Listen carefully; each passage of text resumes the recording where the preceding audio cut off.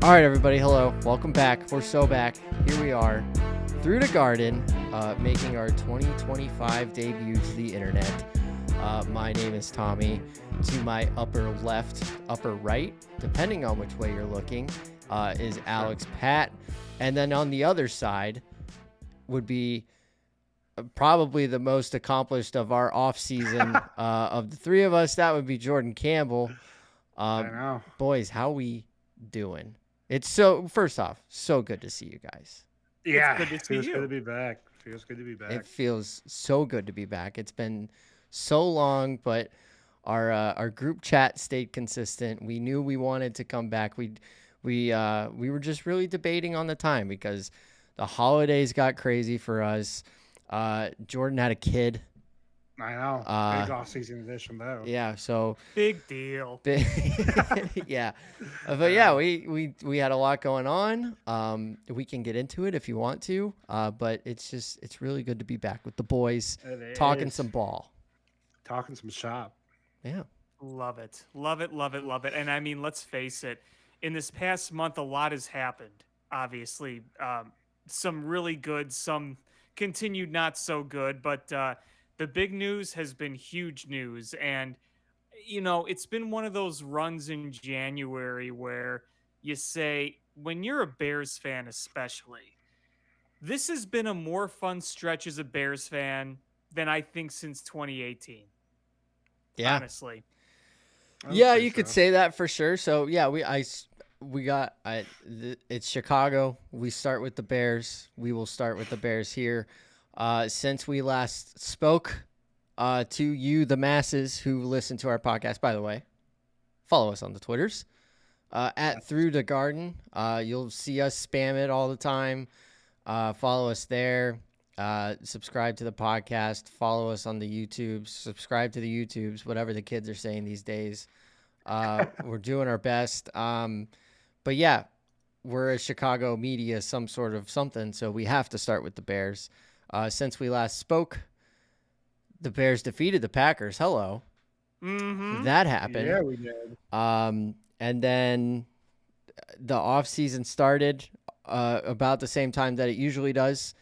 And lo and behold, the Bears did exactly did exactly what they were supposed to do against all odds. And they hired Ben Johnson as the head coach.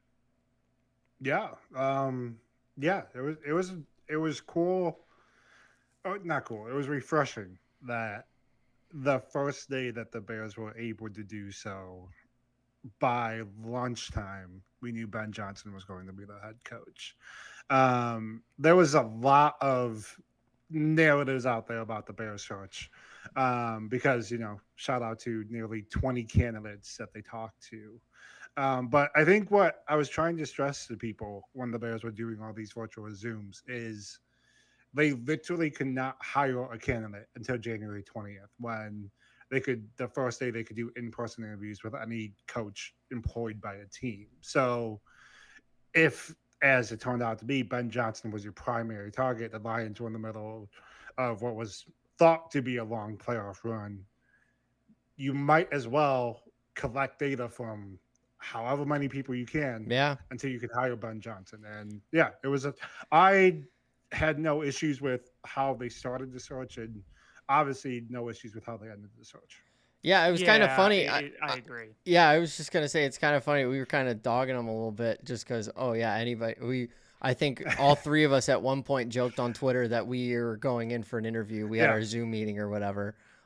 We were dogging them, but little did we know that they were actually doing something smart that a smart football team does. Yeah. The national media is saying the Bears did this right. They're actually applauding that the Bears did this right. And not only that, the national media is pointing out the fact that other teams are kind of head scratching on what they're doing. I mean, look at the Jaguars. Shad Khan kept their GM around, and then they fired the GM after they missed out on the top coaching candidates, including Vrabel and Ben Johnson. And if you want to say Pete Carroll going to the Raiders, and what this did for me and I think a bunch of other people, it finally kind of showed me the value of Kevin Warren because he has been praised during this process Hmm. after a really just awkward and gross end of the year press conference where it felt like it was the same old crap. Here's George getting involved. Here's Kevin Warren being goofy. Here's the search committee. But I think that Kevin Warren showed his value. He's a guy that is going to do his due diligence. He's a guy that's going to show George McCaskey, listen, the way you've been doing it is wrong. He's showing us that he is not Ted Phillips. There was no Ernie Accorsi. There was no Bill Polian. There was no mock press conference. It was actually done with integrity. And the guy they wanted the job. And at the end of the day, George McCaskey didn't question. He didn't try to go to his 102-year-old mother and the board, which is the rest of his old decrepit family. He just said, all right, that's your guy, then go hire your guy. It was like watching a completely different franchise, and hopefully this is the track they stay on. And this is your chance right now. This is the time to completely revamp the culture inside Hallis Hall. And Ben Johnson, he's going to set that tone, okay? George McCaskey's not going to set that tone. Ryan Poles is not going to set that tone. Everything that happens in that building, Ben Johnson's going to be the center of that. And he's going to bring exactly what you want in a person. I mean, you could see already when he got a hero's welcome at Hallis Hall to sign his contract. The fact that his press conference was in the main hall and not the Muggs press room. The fact that players, including Caleb Williams, showed up. You know this was bigger than before. You know this is bigger than ever it's been. And here he is already changing a culture. You can feel it already in that building. Jordan? Yeah, it was. I wrote about it yesterday. After Liam Cohen's weirdness with the Jaguars. It's it's just nice that the Bears had introductory press conference for the head coach. There was no weirdness. There was no weird acronyms. Awful announcing didn't cover it. It was just a dude talking ball, and it in a way does remind me of like when Caleb Williams was drafted, because like a lot of this stuff is elementary and like you should come to expect, but because it's the Bears, we haven't been able to expect it. So it's been a refreshing start to the Ben Johnson era, and hopefully the improved process is a sign of a better direction for the offseason. I'm not doing it yet. That's fair. I'm not buying in. No, yeah. I'm not doing it. I'm not doing it. So I know. Here's the thing. I know. I feel you. I'll be the downer because I was the guy riding high the longest last year, and I think I was the one that smashed the ground the hardest too. You were. You were. You were. I was the negative Nancy. Yeah, I'm not doing it yet, and I have promised my beautiful, loving, caring, patient wife Anna that I will not get higher than a 5 out of 10 until I see the on the field stuff looking like a normal football team. Oh, that's and because I've seen the hires of this is the culture change. We're switching the narrative. I've seen the quarterbacks being drafted. I've seen the defense is one of the best in the leagues. I've seen it all. I've done it all. I will say, yeah, there's a little part of this that does feel different with Kevin Warren coming in and not only interviewing a bajillion people, but taking the people from our rivals and being like, hey, how did you beat us right here? Like, what are we doing wrong? And figuring that out, getting it all on the table. And then I think they knew all along that it was going to be Ben Johnson because Ben Johnson said, I want this job. So you don't just do that. And he did it. So I think it was always going to be Ben Johnson. And I think they just took notes from all those other people, put that in front of Ben Johnson. And they were like, what are you going to do to fix this? And then he said the right things. He's the head coach of the Bears. I'll see you boys in August. Like I'm excited, sure, but I've been broken more than I'll ever be able to be broken again. There's not enough glue to fix me. Especially, no, I'm not going to be fixed. What are we, a week after we hired Ben Johnson? No, Yeah. and that's the thing. I don't even think it's you being downer. I think it's you just being I'm realistic. protecting my heart is what I'm doing. Because I feel you, man. I do. As much as I love like the Ben Johnson hire and the Bears process, like some of the over the top reaction on Bears Twitter has been wild. And Yeah. the reason why I say it's been wild because what did we watch on Sunday with the Eagles and Commandos? We watched Saquon Barkley dismantle the Commanders defense. And you might be asking, hey, this is a Bears podcast. Why am I bringing up Saquon Barkley? Because who was the general manager last offseason who, by all accounts, was going to pay a running back? And he raced out to sign a running back, but he signed DeAndre Swift. Yeah. Yeah. And Also, big thank you, big shout out to the general manager of the New York Giants for completely sweeping away anything that like happened during the Bears Hard Knocks because he was such an oh my god. And the fact that his son was like, you need to draft Jaden Daniels, like oh my god. that was good. Yeah. Imagine how they sorry, I didn't mean right to interrupt you. That like, but that that's just that's fair. But no, it's just I think Ben Johnson's hiring has kind of given people a blind eye to some of Poles' misses. Ryan Poles' misses are still pretty egregious when you look at the roster construction. And you saw two big. I won't call the Jaden Carter thing a big miss because I do think Darnell Wright is a valuable member of the offensive line, but Saquon being one of them, and I still do question Ryan Poles' ability to evaluate talent. I'm hoping Ben Johnson, his eyes are a little bit different than that of Matt Eberflus. So hopefully it's about the offseason.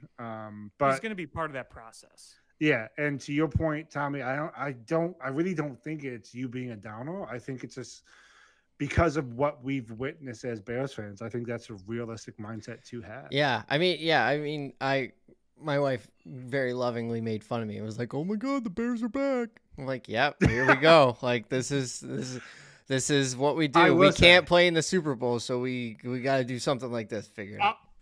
I will say, watching Lions fans melt down over their team being good has been perfect because Lions fans are so used to their teams being bad.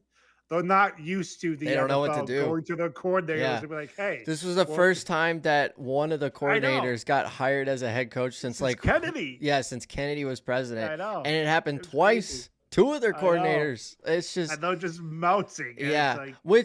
Here's the thing. I think Dan Campbell, I don't think he's just going to fall flat on his face. That is a leader of men that is going to figure it out. So I don't think the Lions. They're still going to be the favorites, in my opinion, to go to the Super Bowl. They're the favorites in the division because I mean, Jared Goff, he played out of his mind this year, and it's time to stop saying that he's playing out of his mind. I think we just got to consider him a good quarterback at this point. Mm-hmm. So I think they're going to be up there. I am not saying a word about the Chicago Bears. The Vikings are going to trust J.J. McCarthy. Love it. Go for it. If that's your guy, love it. Good luck with that. Here's the thing. I made the same joke about them trusting Sam Darnold, and look where they got. Yeah. That's and true. Kevin O'Connell. Great. Yeah. I was about to say it. So. All right, fine. But the real joke of the division, I mean, love stinks, bro. You can have Toyota-thon. Congratulations. Your lights out. But that calendar flips to January. And it's just I got to do my celebration toast. It's my favorite day of the year. My best friend is a Packers fan, and we were watching that game together. And for a quarterback, I've always wanted my Bears quarterbacks to have that effort in them and just go out and throw the ball. And normally that's a good thing, but with Love, it's effort and horrendous mistakes. It's not Brett Favre, that's for sure. Yeah. I'll leave it at this. I responsibly wagered on that game for Jordan Love to throw 1 interception, throw 2 interceptions, and throw 3 interceptions before the game started. And after he threw his first one, I then bet that he'd throw another one, and he did. And then I bet that he would throw another one, and he did. That's where I was. So I got I got I got 3 interceptions for the price of 6. Yeah, That's pretty good. Yeah. That's Huh? pretty good. I mean, Yeah. look at the playoffs for the NFC North. Not only did not a single team not win, but every quarterback just Stunk. turtled. Yeah. I mean, Jared Goff threw awful picks in that game. That pick six was a joke of a throw. That throw at the end of the half where they could have gotten points on the Ford, terrible. Yeah. And you know what? If people want to blame Ben Johnson, you had over 500 yards of offense. If you don't freaking throw multiple picks, which Jared Goff did, then you could have won. And listen, I get it. His call to use the trick play in the fourth quarter was not good. Tough You look. could also argue too, when he fumbled on 3-1, you should have run with Gibbs. Okay, I understand that. Not every play call was great, but Jared Goff threw some awful, awful interceptions that game. Yeah, I was shocked. You know? I was like jaw on the floor, shocked at the mistakes that he was making. I mean, that pick six was awful. Yeah, and then he got really walloped. Bad. he got walloped. Yeah, he did. He did. Could have easily been a flag. Yeah, and I mean, look at Sam Darnold too in that game. He was Sam Darnold was arguably the worst of the three in a way. I mean, that was an absolute turtle. You talk about a quarterback that lost themselves money. There was Darnold with that performance.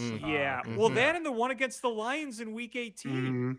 Yeah, because he was in the red zone how many times, and how many times did he overthrow guys? Yeah. It's almost like it's almost like I think the pressure just got to him. Like it just straight up got to him. Yeah, I mean, Detroit is. I mean, we talk about how starving we are in Chicago. Like they've never been to a Super Bowl. You know, like it's bad up and. I don't think they knew. The fans didn't know how to handle themselves because they've never been there. Which who am I to talk about? Like I was doing the math today. Fair. These were my shower thoughts this morning, before work. That's it. I was thinking, I was like, okay, I'm 30 years old now. There's legitimately been 3 seasons that I've enjoyed as a Chicago Bears fan. It was the Super Bowl run in 06, 07. When we made it to the NFC Championship game, because I thought like we were I still am convinced to this day we were the best team in the NFL. And then 2018 was fun. That was a fun year to watch Bears football. 12-4, Mitch out of nowhere. That defense was incredible. Like 3 times. It was a perfect storm in that regular season. Yeah. So exactly 10% of my life, the Bears have been fun. And it ended in disaster every time. We have recently, right? Yeah, exactly. So, but I will. The only as far as I will go, as far as like talking about next season, specifically for the Chicago Bears, I guess secondhand about the Chicago Bears is that the division is going to look a little different. I think there's a more level playing field going into this year. That's as far as I will take it. I think so. Yeah. No. So if I may piggyback off of that. Please. Do I think 2 teams are going to win 14 plus games?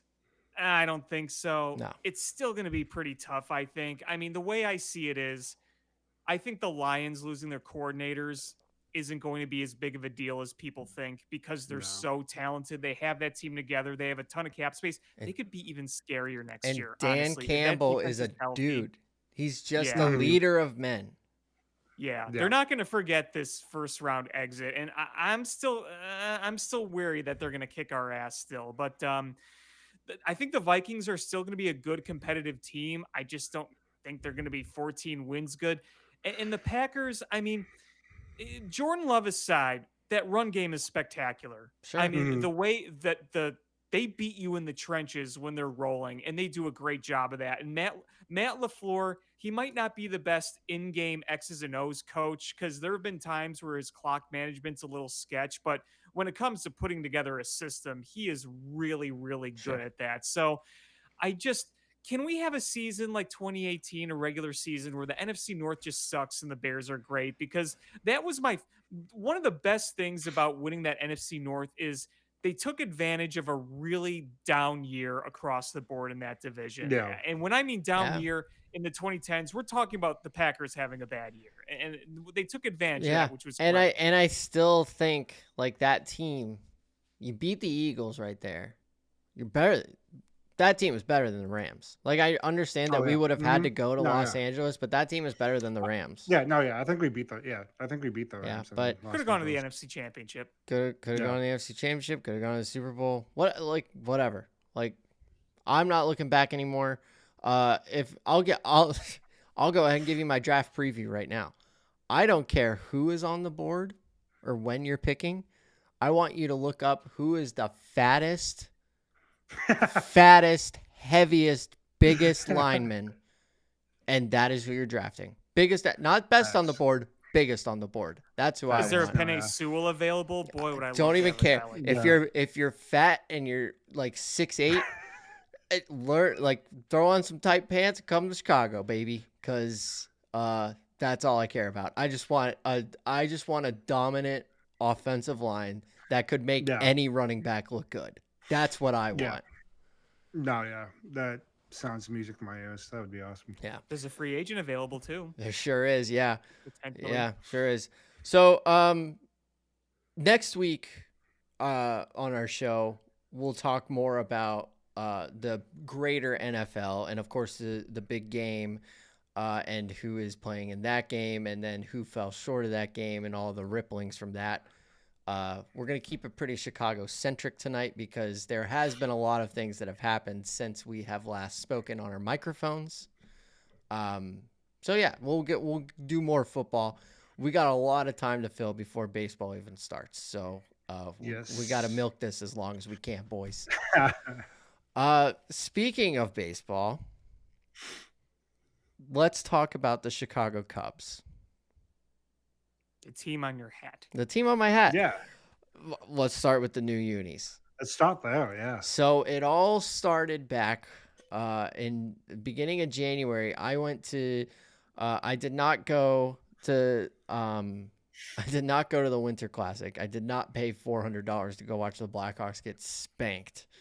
So glad I did. Yeah, but I did pay like $20 to go on Saturday to watch some really, really good college hockey.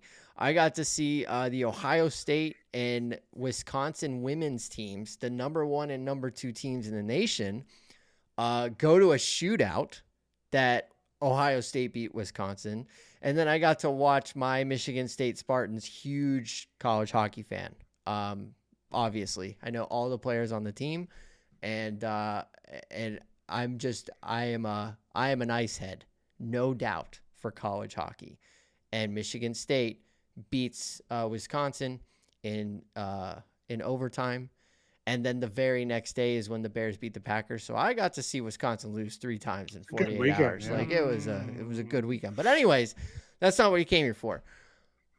Before the games started on the Saturday, I went into the Cubs store and I noticed that these City Connect Wrigleyville apparel, jerseys, hats, shirts, everything, clearance rack, more obvious than ever, 50% off, get it out of our store.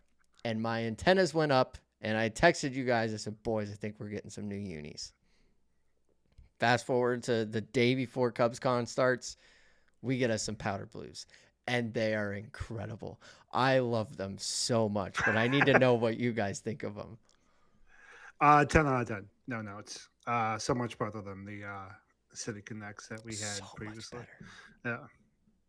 Yeah. Alex? I like them. Okay. I like them, but I like the City Connects too. A little hot take, but no, I really like that they're going back to the powder blue. I think that's a classic look. I like the C on the logo, the design of the C. I don't know if you guys saw, but I did a Photoshop. I put it on Twitter. I took a picture of Andre Dawson in his Montreal Expos uniform. Yeah. And basically just put that new Cub logo over the Expos logo, because it, the hat the super color and the reminds banner me of scheme it. looks- Yeah. Yeah. It Mhm. looks like the Yeah. Expos, Yeah. which I think is a great look. So that'll be cool to watch them wear. And I understand they're not City Connect jerseys, so they'll wear them as a fourth alternate. Basically, that's my understanding. Yes, but so a couple stipulations with me, because I'm a traditionalist when it comes to the threads.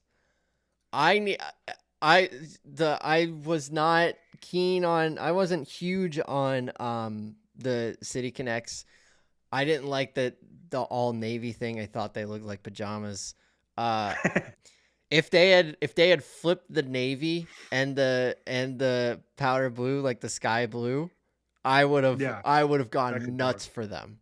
But the full navy was tough for me. I did really like the hat though. I think I'm still gonna rock. Hats were nice. I love the hat. I'm still gonna rock the hat. The hats were nice. Yeah, still gonna rock the hat. But the thing about the City Connects was you knew if you were going to the ballpark on a Friday afternoon between Memorial Day and Labor Day, they were going to be wearing the City Connects, and every other day you were going to see your home pinstripes. I didn't like that the City Connects were the Friday afternoon because the Cubs are the only team that plays on Friday afternoon. That is when we are on display for those who have MLB Network. I want people to see the home whites, maybe wear the Wrigleyvilles on like a Saturday or a Sunday afternoon. That was my gripe. So now we have an opportunity. I need a schedule. I need to know that I'm going to the ballpark and I need to know what uniform I'm going to see the Cubs wear, because it drove me bonkers the period of time where they were wearing the alternate blue tops at home and I didn't know it was coming. I need to know what uniform I'm going to see. I already pull the hair out of my skin when we're on the road because I never know which one we're going to wear. I need to know. I just need to know. I need a schedule. You need like what the NFL does with each team, how they just have a site dedicated to what uniform. Well, it would be fine if they were like, okay, on Sundays we're gonna wear the new powder blues, and then every other home game is gonna be white, and then on the road, all of the road are gonna be the road grays. But when they're traveling or like the last game of the series, we're gonna wear the royal blue tops. Like that's all I'm asking. I'm just asking for some. I just need a schedule. I just need to know what I'm looking for. At least back in the day, you knew that whenever Carlos Zambrano was pitching, he would always wear the alternate blue. You always knew that. And I remember as a kid, they wore those alternate blues so much at home. Too many times. And then I want to say, after 2009, they just completely stopped. 2009. Yeah, it was around. I think it was 08 because I remember it. Remember we were kind of good in 08. And I remember being like, oh, sweet, they're not wearing the blues at home anymore. Because, that checks out. Traditionalists. Yeah. I think it was 08. Yeah. Maybe that's it. Maybe it was around that time for sure. I know it doesn't matter, but it's nice to know. It's nice to know. Right? Because I want to go to the ballpark, and if they're going to be wearing the powder blues, I need to know so I can wear the hat. Otherwise, I'm going to wear the normal hat. It's a late night West Coast game on the road, and you want to make sure that when you're cheering on, you want to make sure you match the team. Correct. Manifest the W. Exactly. Manifest the W. Exactly. That's just being a fan. Yeah. And shout out Joe at Obvious Shirts. Bring the Red Bills back on the road. I'm ready. Yeah. Oh my God. I gave Joe Red Bills. I gave Joe a ton of money over the past month. With that Sammy Sosa drop. Oh my gosh, yeah. I got to work CubsCon for him. And first off, it was so cool working it. Everybody was so happy the whole weekend. Even with Tom running his stupid mouth. People were so happy the whole weekend. It was just so much fun to just interact with everybody. So if you were at CubsCon and you came to Obvious Shirts and you had no idea that it was me, thanks for coming. Had some fun with you. But shout out Jake. So sorry, brother. Awkward. Yeah, so Jake, who's made an appearance on this show, which he's never coming on again. He may not. Yeah, he may never come back. You shunned him. Yeah, damn it. Shit. I'm sorry, Jake. I had no idea. My mind was a complete blur all weekend long. So I super apologize for our awkward moment where apparently I was looking at you. I had no idea I was looking at you. I was gone, man. I had no idea what was happening. But hopefully, his only appearance on the show was when I wasn't here. I know. So. Yeah, that's right. Interesting. Interesting. That's a really good episode too. Probably our best. Probably our best, quite honestly. Yeah. Jake, we'd love to have you back on. Please forgive me. And yeah. But anyways. Please forgive old Tommy. So before CubsCon, Cubs made a huge move that kind of alerted people to make us feel that maybe we're going to try to do something here. Kyle Tucker, King Tuck, is now a Chicago Mm-hmm. Cub. Um, Great move. Cam Smith going down to Houston. Also, Hayden Wisniewski is part of that deal as well. Um, Initial thoughts when it happened? I know it happened a while ago now, but what were your initial thoughts when it went down? That's what this is what you built up the farm system for. You want to have prospects to be able to pounce when there's a player aligned with one of your needs. And it was crazy because the Tuesday of the winter meetings, it was like, hey, Kyle Tucker might be available. To fast forward to that Friday night or Saturday, the trade was done. Yeah. Uh, it was an impressive stroke of aggressiveness from Jed. One that he had to do, to be honest with you. I don't really care at this stage about a contract extension for Tucker. I think that will play itself out one way or the another next October. But for the moment, for what the Cubs had to do, loved it. Love what he does to the lineup, and can't wait to see him. Yeah. Yeah. Yeah, this was a move, a big move, obviously, that I think we've wanted to see something bold like this. And look, you look at what you gave away. Cam Smith might be a great player. You know, he was just drafted last year. But as Jordan said, this is why you build up your farm system. And then the other guys you trade away, Isaac Paredes and Hayden Wesneski. I mean, I Hayden refuse to say Wesneski, you can. Isak's name. He did absolutely he nothing he for me. hurt you that bad? No, he didn't hurt me. He just did nothing for me. Which Yeah. stunk because I gotta admit, I liked the Isaac Paredes acquisition when it I'll was still back the made. move. Yeah, Loved his walk up Yeah. song. Yeah, I'll still defend the move. Okay, the move at the time. Oh Was yeah, it something they was had to like do. Yeah. okay, this Mhm. isn't working for you down there. This isn't working for Yeah. Christopher up here. Like we might as well switch. Yeah, well, fine, Yeah. whatever. Right. But And he was an all-star. I yeah. mean, he was an all-star that year. Hand up, I didn't refuse to say his name. I just completely forgot he was part of the trade. Completely Yeah, forgot. I was gonna say, I I mean, didn't know you honestly, had some vendetta against Isaac No, I at just the end of completely the, forgot. I mean, honestly, at the end of the day, he's going to be one of those fringe Cubs players you put in the immaculate grid, and be like, oh yeah, he did have that 2 month stretch. Bingo. Yeah. Yeah. Hey, he So, started with this organization. Remember, he was traded that's away true. to get what was it, Alex Avila and Justin Wilson back Justin in Wilson, yeah. 2017. Yeah, that's right. Should have And he was stayed away. just like a 17-year-old like international signing prospect. Nobody really had much of a Yeah. book on him. But I mean, yeah, I know there's a lot being made of will they extend him or not. Right now, I'm worried about 2025. That's where I'm Exactly. trying to think about right now. That's where my head is at. And right now, you have Kyle Tucker in the middle of your lineup, and that's a guy I've wanted for a long time. And Yeah. you know, he was on a team that had Jordan Alvarez and Alex Bregman, who's still available, by the way, and Jose Altuve. And it's like he was just part of this big machine. And, you know, you wanted to have a guy like that for several years now, a guy that could hit 30 plus home runs, put up a 900 OPS. And you finally got a guy with that caliber now. So look at your outfield. It's pretty darn good, offensively and defensively. Yeah. It stacks up as one of the best in the bigs, quite honestly. And I mean, I know Seiya didn't really want it at first. It seems like he's coming around on the idea of being the DH. It's just his agent talking. Sure, He was, but the thing is, like, he was so much better at the plate when he stopped playing the field. Yeah. He is an offensive. I don't want to say he's an offensive machine, but he's one of the best OPS guys in baseball. Like he knows what he's doing at the plate, and if we can have Kyle Tucker playing the outfield hitting bombs while you're DHing and hitting bombs, like we're gonna be winning baseball games. So like it doesn't super matter, you know? what happened with Seo, though, was one Cubs reporter being lazy with how he framed what his agent said about being a DH. He intentionally cut off the full context of the quote and just left Oh. it at Seo it left it at Seiya being upset about being a DH.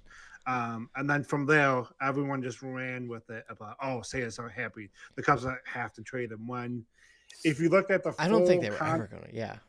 and if you look at the full context of what Seiya's agent said, literally as he was saying Seiya was upset about being DH, he said, yes, the Cubs did approach us about a trade, but it doesn't seem like that's the likeliest of outcomes. And even the Cubs said right away, yes, we approach him with a trade. We entertain a ton of different possibilities in the offseason, but that's not one we consider likely. But because of the initial framing from one reporter, people just ran with it like, oh, the Cubs are trading Seiya, when I don't think there was ever much movement. There was never. I No. don't think there was Yeah. ever a chance No. that they were going to trade him because I mean, it's a never say never, right? Because if there's sure, a trade out there where it's like, oh, we could do this. for fine, we'll this, take why Shohei. not? Yeah. But it was never something where the Cubs were putting out there like, hey, Seiya's refuses to be a DH. We have to trade him. I don't think it was ever like that. Yeah.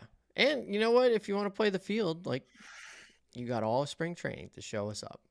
Like, I don't know. And I think we saw last year, I think Craig Counsell is pretty flexible with getting guys off their feet. So Yeah.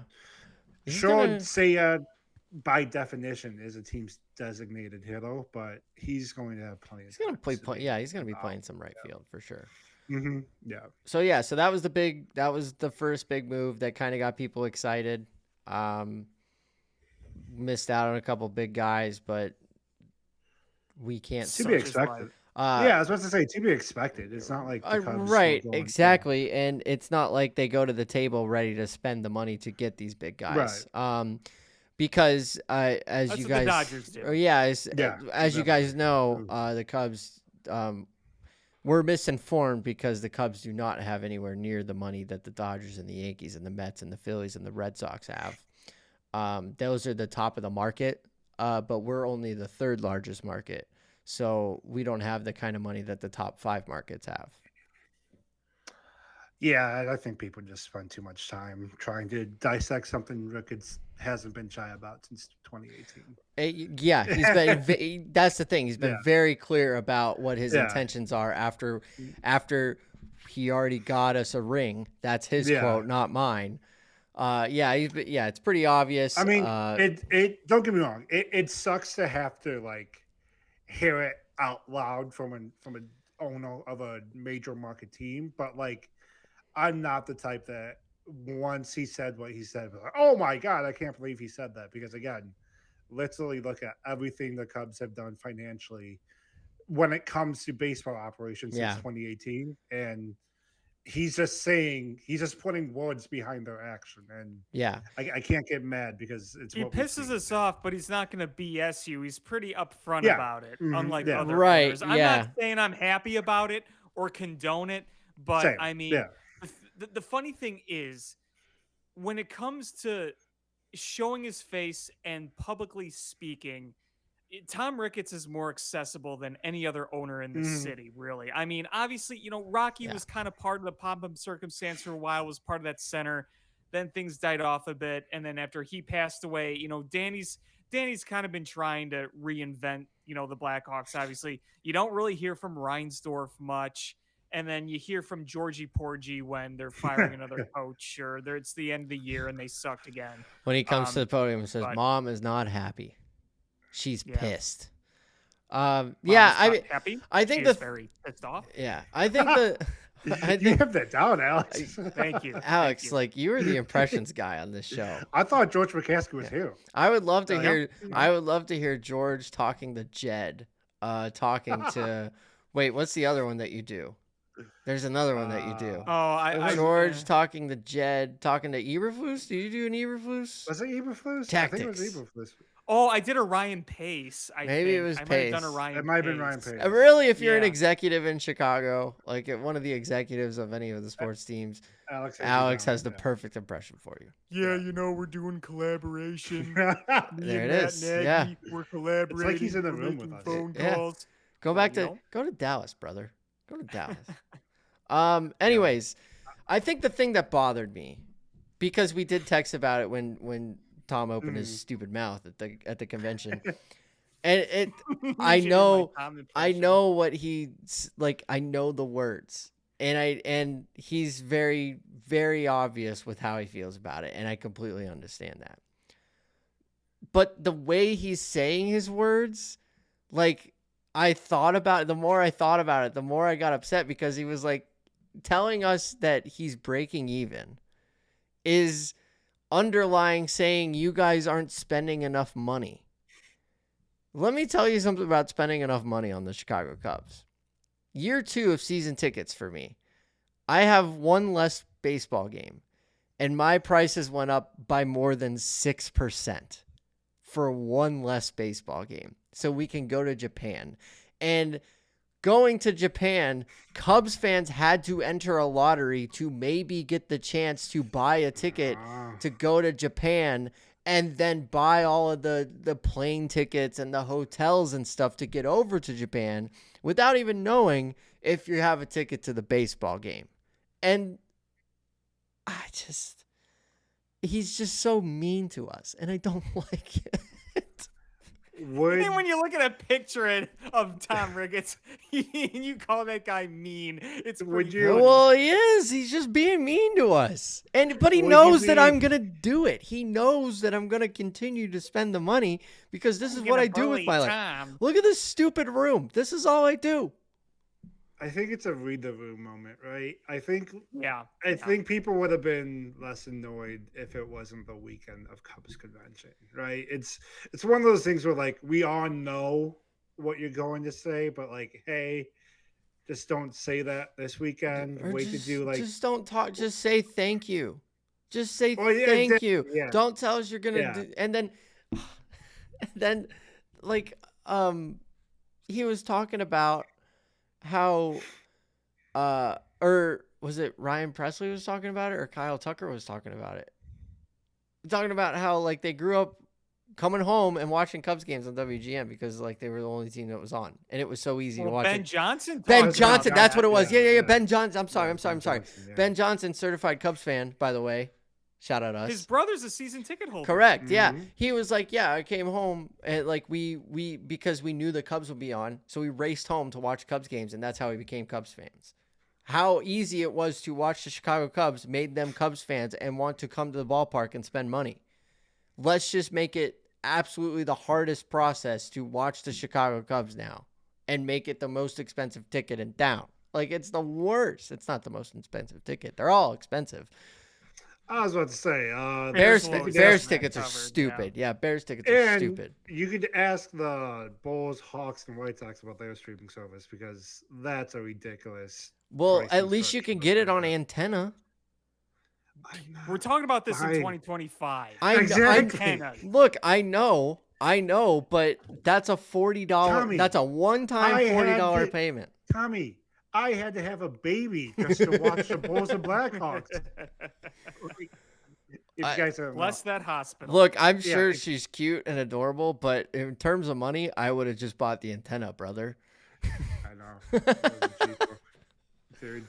But anyways, it's just always gonna bother me that the Cubs aren't spending top dollar like the other teams in the top of the market are doing. It's just always gonna bother me. Tommy, we have to break even. Correct. Yes, Yeah. you have to break even, Tom. But I'm barely breaking even, but I'm still out there giving my all, literally. And I do think with his comments, Tom was doing just the bidding of his other owners that don't own the Mets, Dodgers, or Yankees because let's just say enjoy baseball this year, next year because we likely aren't. Long. We likely aren't having a 2027 season. You know what So, we're gonna do is we're gonna rewatch the 2016 season.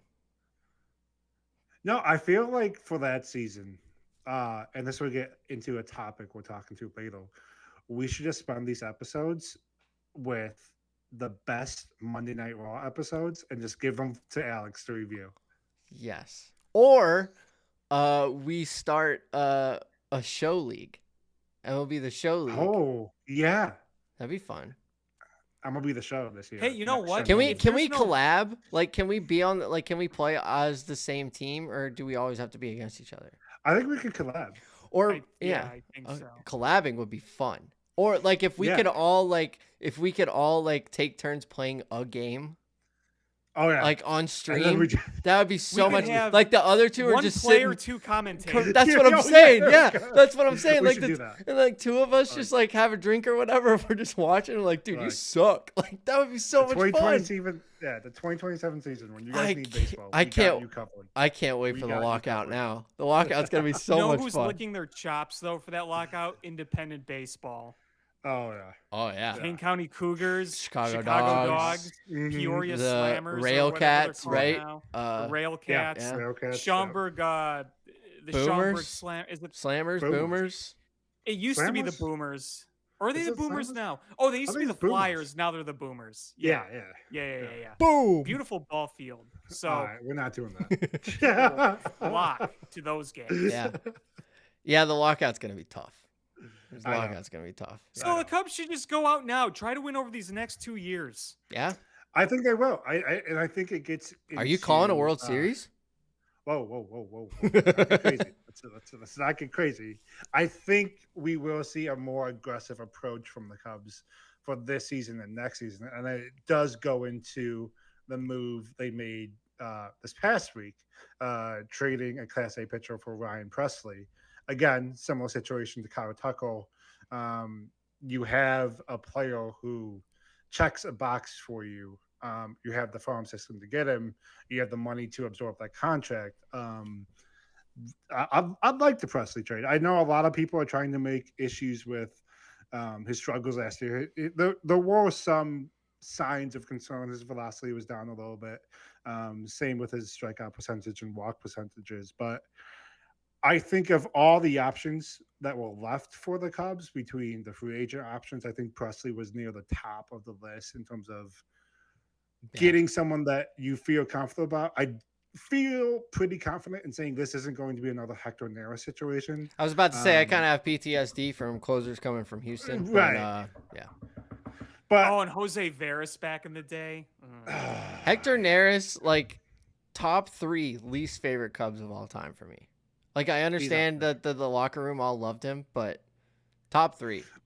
But if we end this week with Presley, David Robertson, and Porter Hodge, I'm feeling pretty confident about I'll feel better about that, yeah. And I mean, I know David Robertson's old, but frankly, I wanted to bring back David Robertson last year, and they didn't, and he ended up still being pretty good. Yeah. And I feel like the whole point of this is to give yourself as much insurance as possible because bullpens are fickle. Guys are going to get hurt. Guys are going to have down years. Guys are going to surprise you. I mean, when you think about it, if Porter Hodge does what he did last year and you have Robertson pitching to like a 3 ERA, you have Presley having a good season. If Julian Merriweather's healthy again and is pitching like he did 2 years ago, Yeah.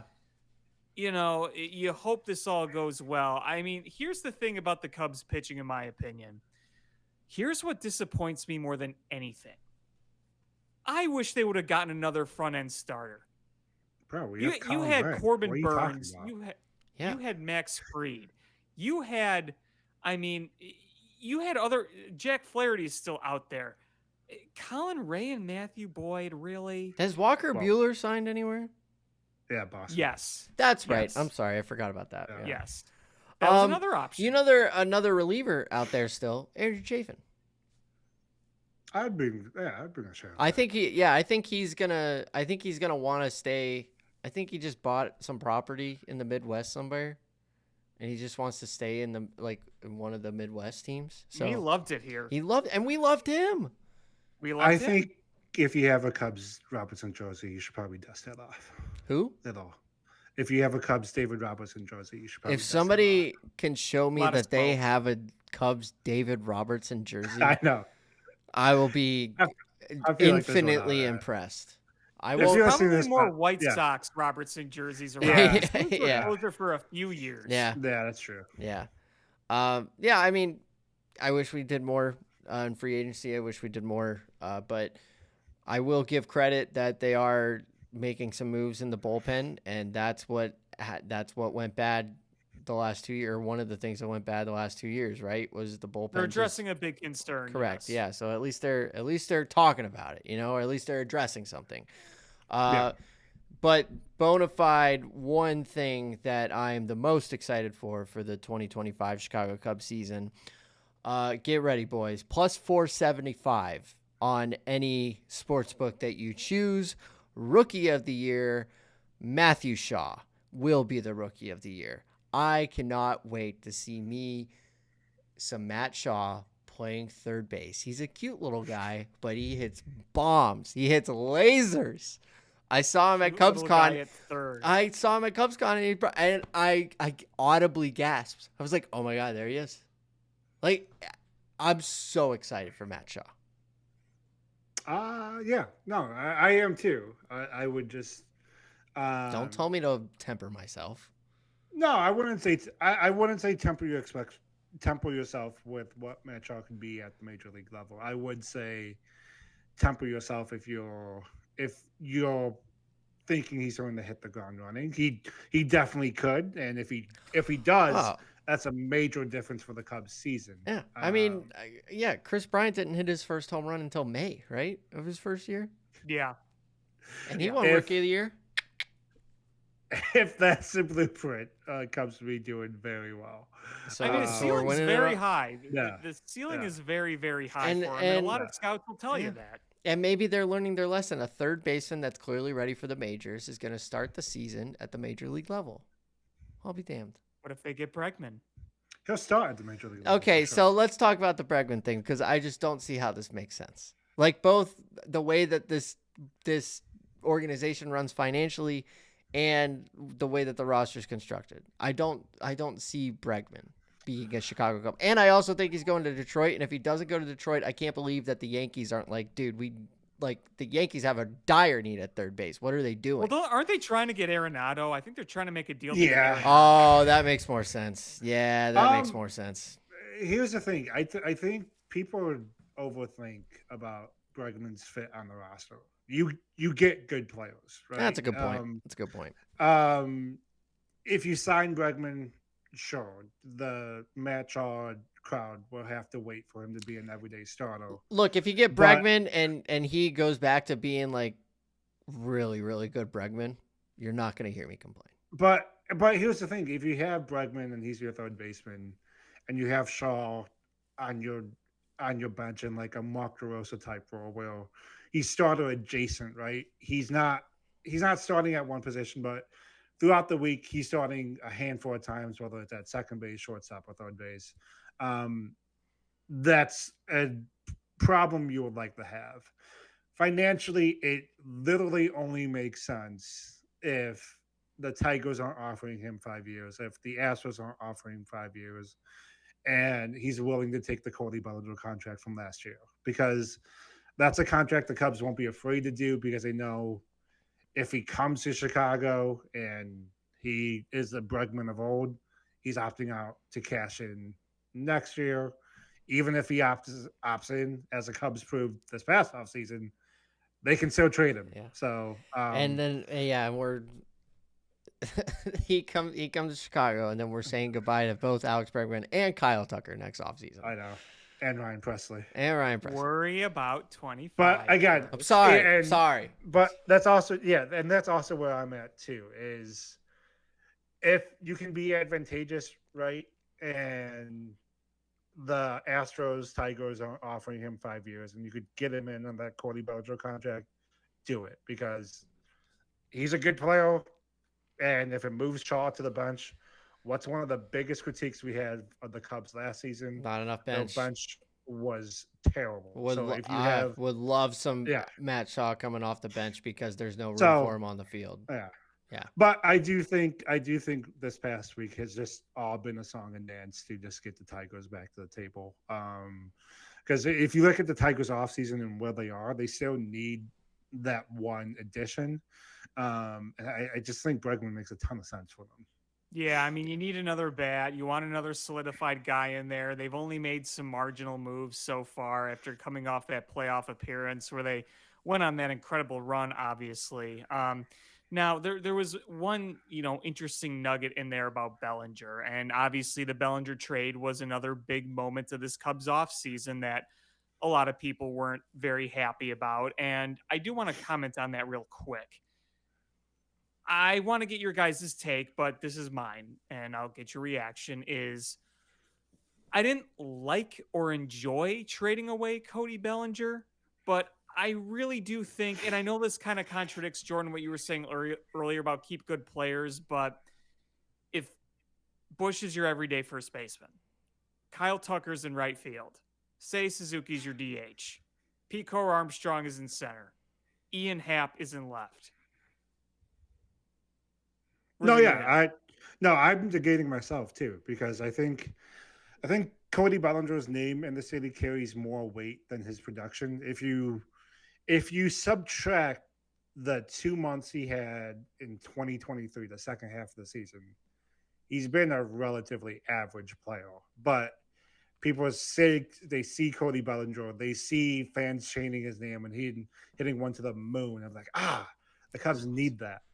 It was cool. It was awesome. But yeah, no, I had no issues because again, I think people, when it comes to trading Cody Bellinger, I think people are sleeping on what another season of Michael Bush is going to look like. And I think they're sleeping on what a full season of Pico Armstrong after he made offensive adjustments is going to look like. And of course, Kyle Tucker in right field. My only gripe would be if we get to the start of the season and there still is money left unused from what they saved from Bellinger. Oh, absolutely. Then I'll be mad. And I do want to circle back to something or something Alex said at the start of this Cubs segment is we entered the offseason with the stated priority being of adding an established starting pitcher to the top of your rotation.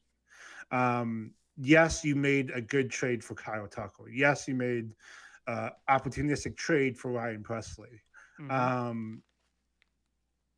If you don't acquire not a top of the rotation, but a starting pitcher who you can confidently slot into the top three, I think that's a failure because expecting Shota Managa to have the same success in 2025 that he had last season would be a mistake. There'll be some regression, yeah. Yeah, and if you're going to be confident that Wrigley Field is going to turn back into the hitter's favors, then you have to think, what's the adverse reaction of that?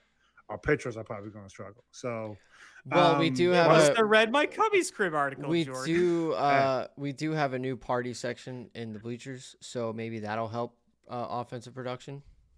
Have we considered that? Sure. Yeah. yes, Tommy. Yeah. That was my first thought. I think I'm echoing what Jordan is saying is basically like, yeah, the Cody thing, it felt like it needed to happen or whatever. The fact that they did that trade and they're only paying what they are, what are they paying? It's not a lot. It's not much. It's like $5 million or something like that, right? It's like $5 million, yeah. Yeah. Yankees so to be able to make that move, and like obviously you were gonna get rid of Cody regardless of if he opted out or something. They signed a 1-year deal with him. He was either gonna opt out or he was getting traded. Yeah, that's the reality. Yeah, but the fact that they're only paying $5 million is great. I think Cody's gonna have a field day with the short porch at Yankee Stadium. Yeah, I think it's a great fit for him. I mean, his dad played there. It's a great fit for him. My gripe is that the whole point was we needed a starting pitcher. Like we needed a starting pitcher bad. And then the Tucker thing happened. You got Colin Ray. Right. You get Colin. Great. I mean, I'm glad he's here. Welcome to the team. We're super happy to have you. Welcome back. Welcome back. Sorry. Yeah, welcome back. That's right. But the thing is that say what you will, Corbin Burns was there for the taking. And the fact that he went to the Arizona Diamondbacks bothers me a lot because you can't come to the table with the Arizona Diamondbacks who are arguably they're playing for maybe third in their division. Like the Padres are depending on what the Padres do, maybe playing for third in their division. It'll be a dogfight with the Padres. Right. Yeah. And obviously going for a wild card spot, credit to them. And the Arizona Diamondbacks, that's a good baseball team. They were in the World Series 2 years ago. Like they didn't just disintegrate, But you can't come to the table for Corbin Burns? Like, it didn't add up to me. And so when we didn't get Corbin Burns, I was pretty upset. I felt like that was the option. But yeah, I I wanted don't, I Max don't, Fried. I That's the don't. guy I wanted. Yeah, Max Fried would have been awesome, but I don't know what they. Next week will be I good. I'm honestly at a point where like I don't know what their next move is, and like I'm not super looking to find out what their next move is. Like I'm just gonna wait and see what happens because everybody's saying so many different things that everything is going against it, and I don't know what to believe anymore. So it's like I'm just gonna wait, but there's got to be something in the works, right? Like there has to be. You can't go to I spring feel training without it at this point. yeah, because you can't you can't enter an off season and say our stated goal is to add an established starting pitcher and then add a starting pitcher in Matthew Boyd, who has gone over 120 innings once in the last 5 years, Drew Smiley 2.0, man. and then add Hey, Drew Smiley another almost had a perfect game one time. It was awesome. and then add another fringe starting pitcher in Colin Ray. That's not really addressing your stated goal. So whether it's a trade out there, whether it's with the Padres, with the Twins, maybe they take a flyer and sign Max Scherzer to a 1 year deal. I don't know. There just has to be another shoe to drop because the starting rotation. I like it, but in the back of my mind, I'm also concerned. Yeah, Same. I know that expecting Shota to do exactly what he did last year is like crazy. But I do trust him to be a really good. I trust him to be a very yeah. I trust him to be a very good pitcher. I trust Justin Steele to be back on his 2023 self. He wasn't really super himself. He wasn't super healthy last year. I kind of feel like he's gonna go back. I'm not counting on it, obviously, but I don't doubt that he's going to be good when he still going to be really good. Man. Look at and the numbers. Yeah. Say anything you want about Jameson Taillon, that dude is a horse. Like he goes out there and like he finds Taillon. outs, and like sometimes he struggles, but he finds outs. And I very much respect, like when he talks to the media and stuff. Like he's all like I just very much respect him as a leader in the clubhouse. So I love him in the 3 spot. But Javier Assad had some magic last year, had some duds last year. Like, don't super know. You're right. After 3, there is a drop off. And yeah, if just signing one of the pitchers, like a Fried or a Burns or somebody, and this is a whole different conversation of you have 4 starting pitchers, you can find your way with 5 and then run it back. That's a rotation where you can say, okay, if you had a Fried in there or a Burns and you say, okay, we're going to sign Colin Ray to be our 5 guy. Oh, fine. Or keep Javier Assad there. Like, yes. Sure. Having 4 guys that you're confident, like I can go out there and I can win a baseball game. Yeah. 3 is great, but be the Chicago Cubs. Well, it's essentially the Kyle Tucker. It's essentially the Kyle Tucker impact before the starting rotation, because with Kyle Tucker in your lineup, that lessens the pressure on a guy like Ian Happ, Dansby Swanson. They can just be themselves without trying to be a superstar. I think as we were going through the Cubs rotation, yes, the Cubs rotation is very good. Yeah. Jameson Taillon is fine as a number 3. He's great as a number 4. So that's why I think that's the point that I was trying to make. Yeah, exactly. And that's why I hope there's another shoe to drop and there's a pitcher out there who we don't know is available in trade. And then all of a sudden there's a day in spring training where like, oh, Cubs have done this, whether it's Michael King, Pablo Lopez, whether it's someone to just raise the floor of the starting rotation, because I just in the back of my mind, I just can't shake the fact that like, I think there's an iceberg out there that the Cubs just aren't seeing right now when it comes to their rotation. Definitely, yeah. And we're going to have so much time to keep talking about it. But before we get out of here, like 3 more things. I'm going to combine the Blackhawks and the Bulls because the Bulls are just a confusing basketball team that I don't understand, and the Blackhawks just cannot stop getting in their own way. The kids look good, though. I mean, Connor Bedard is playing well. Great. Frank Nazar's looking good. Reichel frustrates me because he doesn't get on the score sheet, but when you actually watch him skate and win faceoffs, sure, he was pretty good at that. All right. I love it. Let Colton Dock play, damn it. Yeah. How's Kirby doing? He's still with the Flames? No, he's with the Jersey. The Habs. Oh, the Habs. Yeah, he's been with the Habs. That's right. Yeah. That's right. Because Doc and Kirby played each other a few weeks ago for his debut, right? For his debut, and guess what? The Blackhawks won that game. They did. I did see that they beat the Avalanche, right? They did. Like last week or something. They beat the Avalanche in Tampa. They beat the Avalanche so bad that they traded the Rat. That's how bad they traded. Right. Of course, we traded Taylor Hall too, but like for a 3rd round pick, yes. Sure, yeah. Which is fine. Yeah, I watched them beat the Lightning last night. That was exciting. Bedard. That Bedard goal. Yeah, sick. I love him. I had a buddy who was there. He said half the crowd was Blackhawks fans. They were going nuts. Yeah, I just want a good hockey team. Me too. Good hockey team. We're talking about this team for 20 minutes on here. Oh yeah. Yeah. Now we're talking about them for like 1. Yeah, because we gotta get. I would go back to the hospital to watch. Yeah. If that was good. Well, we can only talk about the Blackhawks for 1 minute because. Oh my gosh, Alex, OTC isn't OTC anymore. He's just a tribal chief. Because he beats all those. He's just TC. Yeah. Cool. Dude. And he's on the cover of Come on, WWE like 2K25. it's on Netflix. You have Netflix. Don't tell me you don't have Netflix. Come on. You can't tell me. You can't tell me you've opened. You don't even have to watch it. You don't even have to watch it on Monday. Like it's on Netflix. Just watch it's it. On the background. Do you have Peacock? That's one I don't. I have most of the streaming services, but Peacock is one I don't. He's lying. He has Peacock. I feel like it. No, I Do you have Xfinity? Yes. Congratulations, you have Peacock. It comes with Xfinity. Peacock.